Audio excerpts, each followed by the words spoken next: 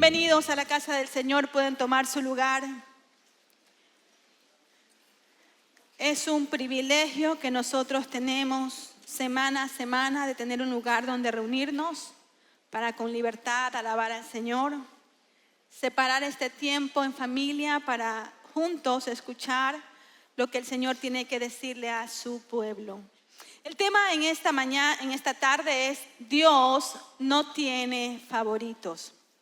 Hemos intencionalmente como iglesia abordado el tema de las pasiones del corazón de Dios con la finalidad de alegrar el corazón de Dios, con la finalidad de ser hijos obedientes. Si entendemos cuál es la medida del amor de Dios, si entendemos cómo nos ama el Señor, qué hace arder el corazón de Dios, vamos a tratar por amor a Él, a encaminarnos y obedecer al Señor.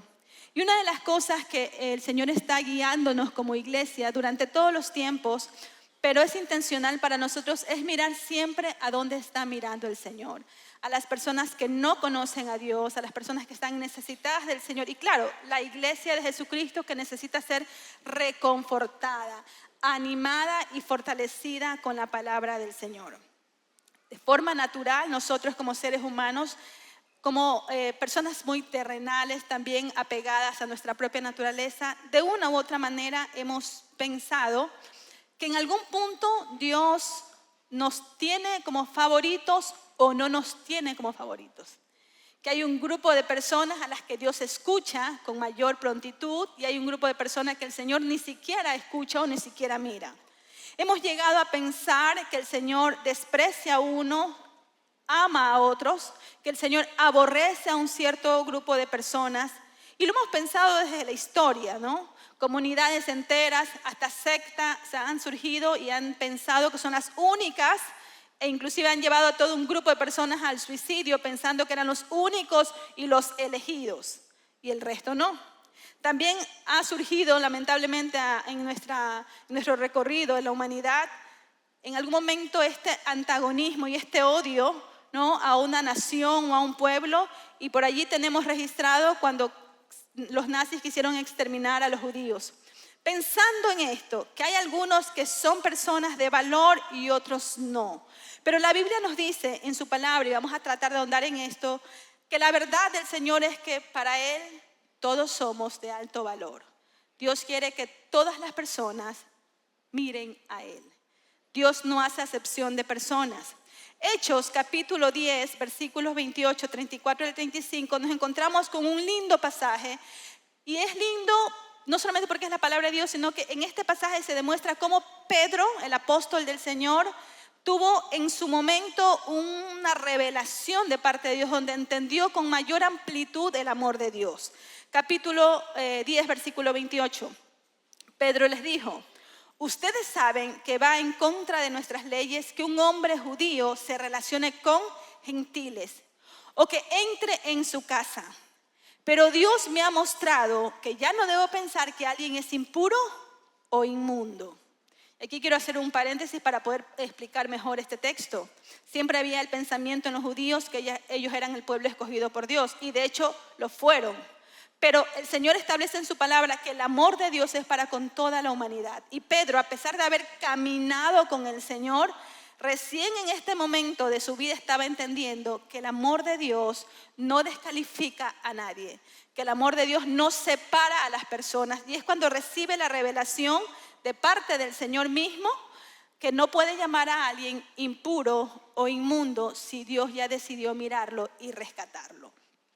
En el versículo 34, más adelante, Pedro responde: veo con claridad que Dios no muestra favoritismo. En cada nación Él acepta a los que le temen y hacen lo correcto. Y por eso el tema en esta tarde es: Dios no tiene favoritos, porque el apóstol Pedro estaba descubriendo esto.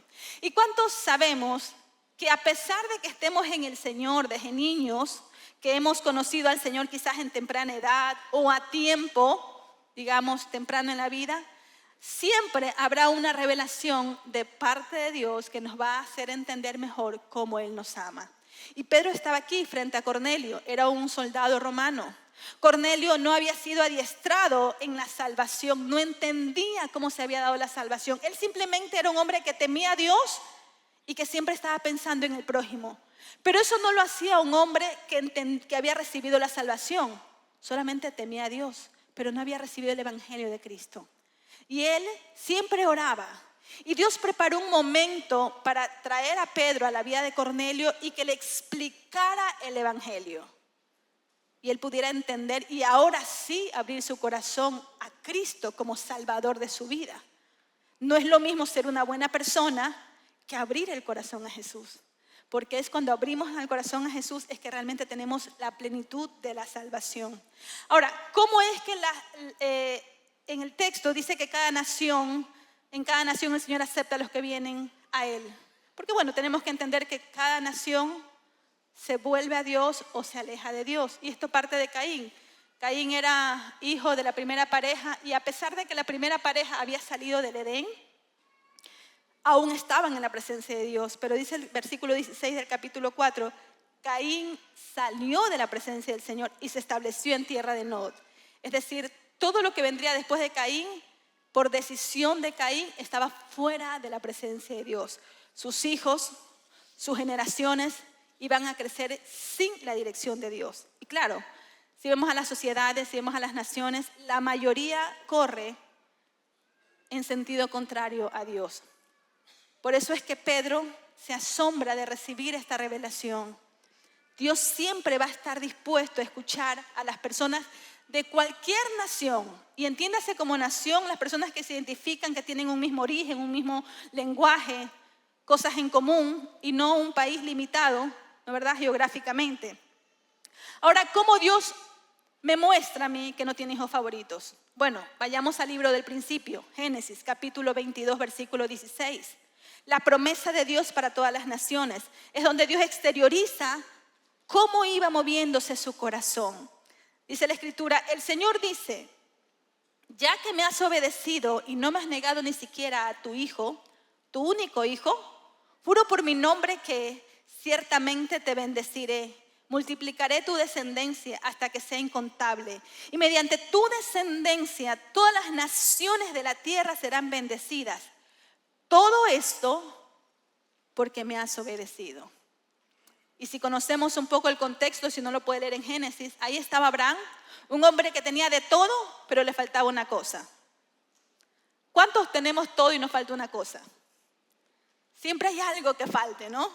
Siempre hay algo que pedirle al Señor. Y ahí estaba Abraham, queriéndole pedir un hijo. Y el Señor le concede un hijo.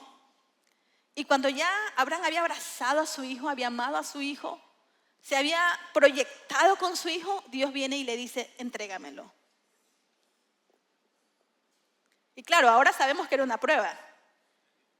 Pero Abraham no sabía que era una prueba. Pensaba que realmente Dios quería ese sacrificio. Y Abraham va al monte Moriah, camino de 3 días, dice la Escritura, iba con su hijo. Pero dice Hebreos que Abraham estaba dispuesto a sacrificar a Isaac porque Abraham estaba convencido de que el Señor lo iba a resucitar. Y caminó en fe. Y claro, antes de que le haga daño, dice la Escritura que el Señor le dijo, detente, solo estaba probándote. Pero ahora conozco que no retienes nada, ni siquiera tu propio hijo. Y ahí es cuando el Señor le dice a Abraham que es su amigo. Porque sería el Señor quien más adelante sí daría a su único hijo para morir por nosotros. Como un cordero sin pecado a favor de nosotros. Pero allí es cuando en el verso 18 el Señor comienza a bendecirlo. Y le dice, ciertamente te bendeciré, no te quito a tu hijo, te lo voy a bendecir, lo voy a multiplicar la descendencia hasta que sea incontable. Y ahí surge la promesa. Y mediante tu descendencia, todas las naciones de la tierra serán bendecidas. Todo esto porque me has obedecido. Y yo creo que fue la excusa de Dios en ese momento para tomarse de esa obediencia y a través de esa obediencia poder bendecir a todas las naciones. Claro, a través de esa simiente. ¿Cuál era la simiente? La fe. ¿Cuál era la simiente? La obediencia. Vino Jesucristo del linaje de Abraham y Jesucristo obedeció en todo. Con el mismo patrón, la obediencia. Y Jesucristo se convierte en la cristalización de la promesa de Dios. Y en Él todas las naciones de la tierra tendrían salvación. Corintios lo explica así en el verso 45 del capítulo 15. Las Escrituras nos dicen, el primer hombre, Adán, se convirtió en un ser viviente. Pero el último Adán, es decir, Cristo, es un espíritu que da vida. Ahí está la diferencia entre un ser viviente, como usted y como yo, que vivimos porque nos ha sido dado el tiempo, porque nos ha sido dada la capacidad, pero nosotros no tenemos la capacidad ni de mantenernos con vida, ni de generar vida a otros. Pero el Señor es un espíritu que da vida. Entonces en Cristo se cumple esa promesa, nos nutre. Una vez que abrazamos la fe en Jesucristo, comenzamos a sentir la vida que viene de Dios. Por eso es cuando no venimos al Señor y estamos mirando de lejos a Dios, podemos estar llenos de tristeza, pensando en quitarnos la vida, sumergidos en una depresión, porque nosotros no somos la fuente de vida, nosotros vivimos la vida, pero la fuente de vida es Jesucristo. Ahí es que todo tiene sentido. Ahora, si con la promesa que el Señor le hace a Abraham, promete bendecir toda la tierra y se cumple en Jesucristo, ¿cómo yo la alcanzo? ¿Cómo esa promesa espiritual, real, la puedo aterrizar en mi vida? ¿Y cómo la puedo mantener? Bueno, Juan capítulo 1, versículo 10 lo explica así. Pero a todos los que creyeron en Él y lo recibieron, es decir, hay quienes no creen en Él y hay quienes no lo reciben. Pero a todos los que creyeron en Él y lo recibieron, les dio el derecho de llegar a ser hijos de Dios. ¿Está conmigo? Es un derecho para todos los que creen y reciben. Ellos nacen de nuevo, no mediante un nacimiento físico como resultado de la pasión o de la iniciativa humana, sino por medio de un nacimiento que viene de Dios. Algo que nosotros no podemos explicar. Algo que no depende de nosotros. Algo que no descansa en nosotros. Descansa en Dios. Es posibilitado por Dios. Tiene que ver con una transformación espiritual. Hasta el momento en que reconocemos que somos seres espirituales, nosotros no vamos a poder caminar en una naturaleza espiritual. ¿Está conmigo? Hasta que reconozcamos que este cuerpo vive, sí, y que hay un alma aquí, sí, pero que hay un aspecto espiritual que también tengo que atender, del cual también tengo que ocuparme, que necesita también alimentarse. Imagínese usted que coma rico todos los días, pero que no tenga alimentación emocional, que no se reúna con su familia, que no hable con nadie. ¿Cómo termina usted? Triste, depresivo, ya, no vale de nada. De la misma manera, si usted se alimenta físicamente y emocionalmente, pero no alimenta esa parte espiritual, usted se está perdiendo de todas las riquezas espirituales que un ser humano puede experimentar y que son posibles a través de Cristo Jesús y de su palabra. Ahora, la Escritura dice que es un nacimiento que viene de parte de Dios y está posibilitado para el que cree y lo recibe. Pero al mismo tiempo está posibilitado para todos. Porque todos, mientras vivamos, podemos tomar la decisión de recibir ese regalo divino, ¿no? Que tiene que ver con nosotros. Y al recibirlo, cambia nuestra mente.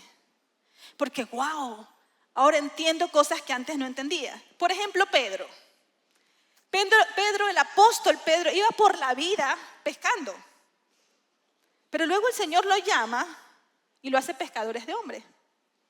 Y hasta ese momento Pedro pensaba que estaba con lo último de la enseñanza del cielo. Hasta que el Señor lo llama y lo conduce, a la casa de Cornelio. Y allí Pedro dice, ahora el Señor me ha mostrado que no tiene favoritos. Ahora el Señor me ha mostrado que no puedo llamar a las personas inmundas o impuras cuando Él ya las ha limpiado. Ahora se me revela algo. Y eso es lo que hace la palabra. Nos revela verdades que hasta ese momento ni sabíamos que existían.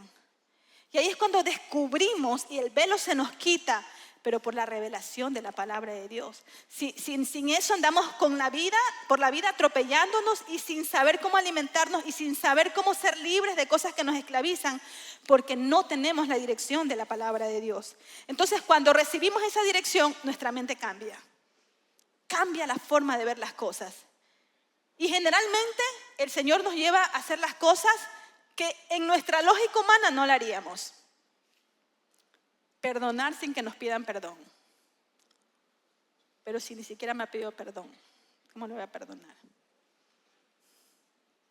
El Señor nos llama a entregar y a dar, aun cuando nosotros a veces no tenemos. Nos llama a decir las cosas que no vemos todavía y a declararlas por fe. Porque nuestra mente ahora está siendo guiada por el Espíritu de Dios. Ahora, este cambio de mente obviamente trae una respuesta de reino en nosotros. Y para esto quiero que me acompañen un poco a ver ciertos ejemplos en la Biblia. Por ejemplo, tenemos a Naamán el sirio, parte del ejército de los sirios. Ahí estaba Naamán, un hombre con lepra, en el Antiguo Testamento. Vamos a ir rápidamente por las historias. Y se acerca Eliseo y yo sé que tú vienes de parte de Dios, haz algo para que me sanes. Y Eliseo le dice, bueno, te vas a sumergir en el Jordán 7 veces. Y aunque no tenía lógica, pero él quería una sanidad que sabía que podía venir de ese Dios único. Pero no sabía cómo acercarse a Dios. Quería la sanidad. ¿Y cuántas veces nosotros venimos a Dios para que nos sane y nos resuelva y luego chao? Queremos que nos resuelva. Y nos atrevemos a decir, si es que me haces esto, ahora sí yo voy a creer en ti, ¿verdad?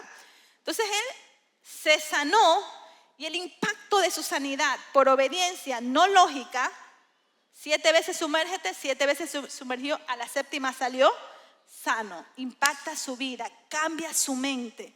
Dios puede hacer milagros, sí. No era judío, era un ejército que estaba invadiendo y matando, pero necesitaba a Dios y lo buscó. Y cuando alguien busca a Dios, así no lo esté haciendo de manera correcta, Dios hace que lo termine encontrando, porque Dios mira los corazones y sabe cuando un corazón está sediento y necesitado de Él. Tenemos el ejemplo de Rahab, una prostituta. Y yo cuando leía a Rahab decía, bueno, esta ejemplifica los errores nuestros. Una mujer que se había dedicado a hacer lo incorrecto o había tomado malas decisiones en su vida. Que todos nos encontramos en ese momento de poder ver con claridad las malas decisiones de la vida. Pero la Escritura dice que en algún momento ella pudo reconocer a los 2 espías que llegaron a su casa y sabía que esos 2 hombres venían de parte de Dios. Ahora, le voy a decir la clave. Esta mujer estaba llena de errores, pero si algo fue claro en ella es reconocer cuando una persona venía de parte de Dios y poderla recibir. Usted tiene que reconocer que Dios le pone en el camino personas que vienen de parte de Él para guiarlo y que usted se acerque más a Dios. No las desprecie, recíbalas porque Dios está tratando con su vida y los está usando a ellos. No son perfectos, pero vienen de parte de Dios.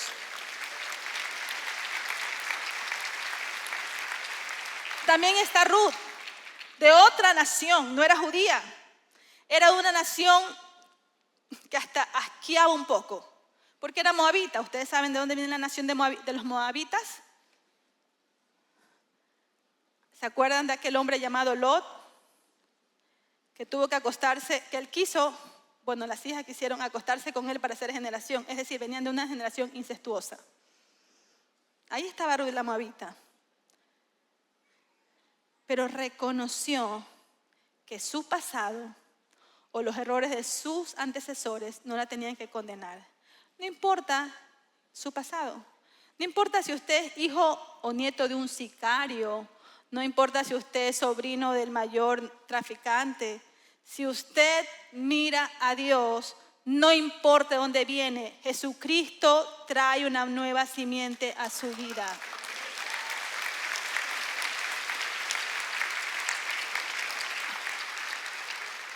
En el Nuevo Testamento sigue. Yo quisiera decirle que todo esto es a partir del Nuevo, pero no, por eso es que le traje el principio de Génesis, porque allí el Señor ya quería la restauración, no de pocos, sino de todos. Porque el enemigo siempre viene con esta idea, ¿no? Es que Dios a algunos sí y a otros no. Dios nos ama a todos.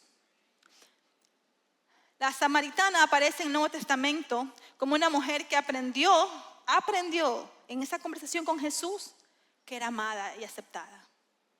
¿Cuántos de nosotros luchamos con el rechazo? Porque nos hemos sentido rechazados en algún punto de nuestra vida. Déjeme decirle que el mayor golpe de amor que recibimos de parte de Dios es que Él nos acepta con todo lo que venimos y no nos restriega nada en la cara. También aparece la tsunamita, la mujer que tenía una hija endemoniada, tocando la puerta del Señor. Es que hay que entender que para los problemas espirituales la única respuesta es el Señor. Y aunque la respuesta de Jesús para ella no fue lo más sutil o lo que yo hubiera esperado, hubiera querido que me digan a mí, su fe es tan desafiante porque a pesar de que aparentemente era un rechazo, ella le dice a Jesús, dame lo que te sobre, que yo sé que con tus obras a mí me alcanza. Y el Señor también se sorprendió por la fe de ella. Luego vino otro que sorprendió al Señor, que debo enfatizar que justo los que sorprendieron al Señor con su fe no fueron los judíos, fueron los gentiles. La tsunamita impresionando a Jesús. Y luego vino el centurión romano, un hombre que se le acerca a Jesús. Y claro, ya Jesús conocía el modus operandi, ¿verdad? Señor, se me está muriendo mi hija, ven a mi casa. Señor, ven a mi casa. Señor, ven. Siempre acá, ven tú a mí, Señor. Como casi hacemos todos. Pero se le acerca el centurión y le dice, Señor, por favor, sana a mi siervo, está muriendo. Y Jesús ya se estaba, acomodando para acompañarlo. Y el centurión le dice, no es necesario. Yo soy un hombre que entiende bien el poder de la autoridad. Porque yo en el rango humano soy un hombre bajo autoridad. Y si me dicen voy, tengo que ir. Y también soy un hombre sobre autoridad. Y si le digo a este ven, tiene que venir. Yo entiendo bien la autoridad. Así que yo sé que tu palabra es suficiente. Solamente di la palabra y mi siervo sanará. Y dice que Jesús dijo, wow, nunca he encontrado este nivel de fe. Ese hombre no era judío, era un romano. ¿Sabe? Quizás usted puede sentirse lejos de Dios. Pero en el momento que el Señor comienza a poner fe en su corazón, aprovéchelo, viene de arriba. Usted comience a caminar con la fe puesta en Jesús, porque entonces va a haber muchos milagros de transformación en su vida.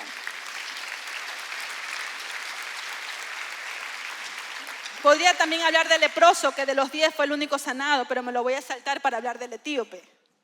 ¿Se acuerdan? El etíope venía en su carruaje, era extranjero también. Y dice la Escritura que venía leyendo el profeta Isaías. Ahora, también dice la Escritura que venía leyendo y Felipe, que el Señor lo había llevado allí, estaba escuchando. Y le pregunta, ¿entiendes lo que lees? Y él dijo, está bonito, pero no entiendo, porque no tengo quien me explique. Sí sabe que muchas veces leemos la Biblia y a veces no la entendemos y no buscamos quien nos explique. Ahora, si usted tiene ese problema o está en ese proceso de entender y todavía no tiene quien explique cuando lee ciertos libros, vaya a Crecimiento y Cambio. Ahí hay muchos maestros que le pueden explicar lo que usted no entiende de la Biblia y que necesita entenderlo. Y Felipe le dice al etíope, ok, yo te lo voy a explicar. Y se le explica. Porque hay una forma de explicar el Evangelio. Sencillo así, pero hay una forma y le explica. Que en Cristo Jesús hay perdón de pecados y hay salvación y vida eterna. Al escuchar esta explicación tan sencilla y profunda a la vez, el eunuco le dice a Felipe, ahí hay agua. ¿Qué impide que yo sea bautizado? Mire cómo caló el mensaje en él. Quiso ir más allá. Y Felipe le dijo, si tú crees lo puedes hacer. Y por allí yo digo que era un charquito más o menos grandecito que se bautizó. Pero tengo una noticia, que no hay un charco, aquí hay una pileta con agua limpia. Y hay ropa para usted y un pastor y está lista para si usted quiere bautizarse. Él era de otra nación, pero estaba con hambre de Dios. Había sido criado en otra nación y venía a ser, como todo judío que estaba en otra nación, tenía que venir a adorar al Señor. Pero no entendía, necesitaba que alguien le explique. Y muchas veces nosotros estamos así, queriéndonos acercar, pero necesitamos que alguien nos explique. Ahora, todos ellos eran personas que no habían sido criados o enseñados en Dios. Y hay que decir la verdad, pocas personas quizás nacen en un entorno que le puedan guiar a Dios tempranamente. La mayoría nos tropezamos y venimos a Dios ya con todo destrozado para que el Señor lo subsane. Pero la Biblia dice en Hebreos, cuando en la narrativa del capítulo 11 comienza a describir el perfil de todos los que creyeron en el Señor. Dice la Escritura, todas las personas murieron aún creyendo lo que Dios les había prometido. Aunque no recibieron lo prometido, lo vieron desde lejos y lo aceptaron con todo gusto. Y ahí nombra a los extranjeros, a los que no estaban en la promesa, a los que no eran gente aceptable, los que eran de dudosa reputación, los que no merecían, de los que Pedro aprendió que no podía decir impuros porque Dios ya había empezado un proceso en ellos. Dice la Escritura, coincidieron en que eran extranjeros y nómadas aquí en este mundo. Es obvio que quienes se expresan así esperan tener su propio país.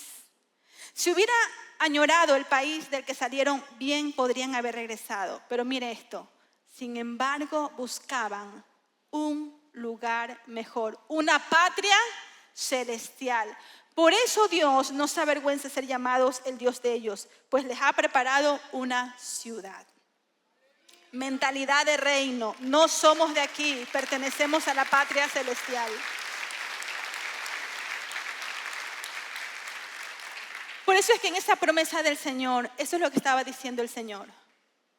Para toda persona, de todo pueblo y de toda nación, podrá venir a mí. Podrá tener respuesta y salvación.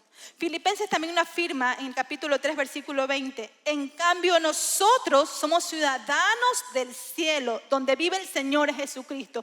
Así que yo entiendo la realidad del país que estamos viviendo, pero créame, usted se puede ir de aquí a la China, se puede ir de aquí al país del norte, al país del sur, donde usted quiera. Pero el mismo Dios que está allá, está acá.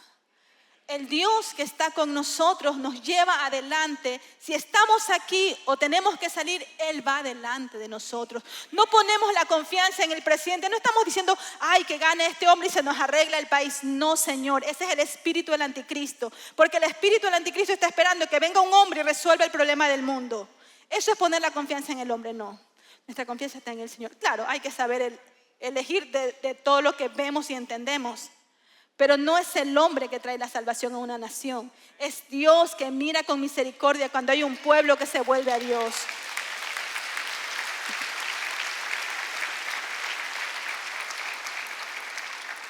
Pensaba en estas semanas y decía, cuando tenga la oportunidad, pero ahorita la tengo, la voy a aprovechar.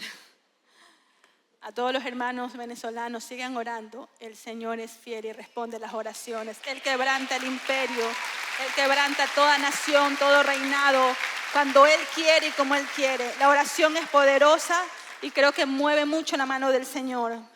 Hay una escena con la que estamos ya finalizando la enseñanza de Apocalipsis 15:4. Dice la Escritura que esta escena celestial se muestra a todas las naciones que vienen y adoran delante del Señor. Dice, todas las naciones vendrán y adorarán delante de ti porque tus obras de justicia han sido reveladas.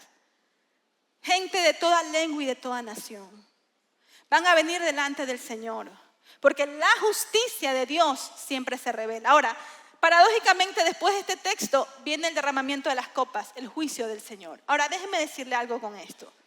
Cuando el Señor derrama su juicio, es con un propósito de salvación. Cuando el Señor trae su juicio a una nación, es para que una nación doble sus rodillas y se vuelva a Dios. Cuando el Señor trae su juicio sobre una casa, no es para destruir la casa, es para que la casa reconozca y quien vive allí que hay un Dios en los cielos a quien tiene que mirar y de quien tiene que volverse y arrepentirse de corazón para que Él cambie el destino de su familia. Cuando siente usted que el Señor está trayendo un juicio a su vida, es por amor. Mientras hay vida y oportunidad de volver al Señor. Siempre hay oportunidad. Hoy es un día de oportunidad. Y me encanta porque lo muestra a partir de Pedro. Pedro pensaba que tenía todo su pensamiento y su esquema teológico en orden. Y ese día el Señor abrió su mente a otra cosa. Iglesia, necesitamos abrir nuestra mente, pero por la mano del Espíritu, que nos revele lo que tenemos que ver, lo que tenemos que pensar y en pos de qué tenemos que ir. Porque va a llegar un día en que esta palabra se va a cumplir. Por eso es que el Señor le dijo a los discípulos, hagan discípulos de todas las naciones. Porque va a llegar un día que sea donde usted sea, va a tener la oportunidad de estar delante del Señor. No importa el origen, no importa su nacionalidad, no importa su pasado, importa que Jesucristo puede redimir su vida y hacer un antes y un después. Finalmente, recuerdo lo que dice Salmos 44. Bienaventurado el hombre que puso en Dios su confianza. Hablando de un sujeto, de un individuo. Al carcelero, Pablo y Silas le dijo, cree en el Señor Jesucristo y serás salvo tú y tu casa. De un individuo a una familia. Luego en el Salmos 33 dice, bienaventurada la nación cuyo Dios es el Señor. Individuo, familia, nación. Y Salmo 122, 2 dice, la generación de los justos será bendita. Es un tema también de generaciones. Dios es Dios de todos.